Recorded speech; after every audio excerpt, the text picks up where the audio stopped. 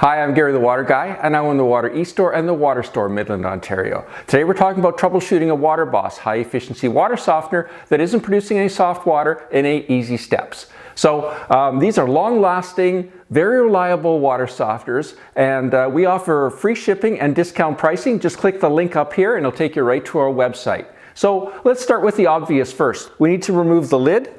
So you put your fingers in at the back, spread a little bit and lift, and the top pops right off. Is there salt in the water softener? You need to make sure that the salt level is at least higher than the water level inside the brine tank. Is the water softener plugged in? Obviously that's very important for it to work properly. Is it set on service mode or bypass mode? It needs to be into service, again, to be able to work properly.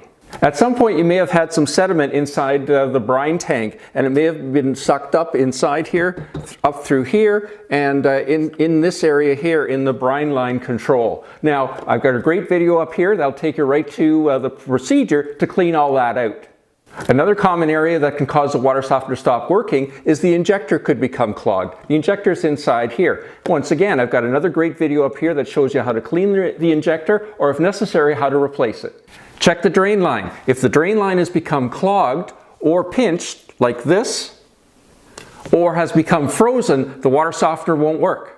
A salt bridge or salt clog inside the brine tank can also stop the water softener from working. Again, I've got a great video up here that shows you how to remove a salt clog or a salt bridge. Was the water softener installed backwards? So these arrows indicate the direction of flow. So the water line in is through here, out through there. If the water softener has been recently installed and was installed with the flow backwards, it's not going to work. So to put the lid back on, you just slip it in at the front, snap it down at the back, make sure the cord is not pinched at the back, and that's it. If you like what you saw today, please click the subscribe button. That way you'll be notified about the new videos that become available on this channel. I'd also really appreciate if you could share this video with your Facebook friends. For some more information, you can go to our websites, either thewaterestore.com or thewaterstoremidland.com. And again, I'm Gary the Water Guy from the Water Store, Midland, Ontario. Thanks for watching.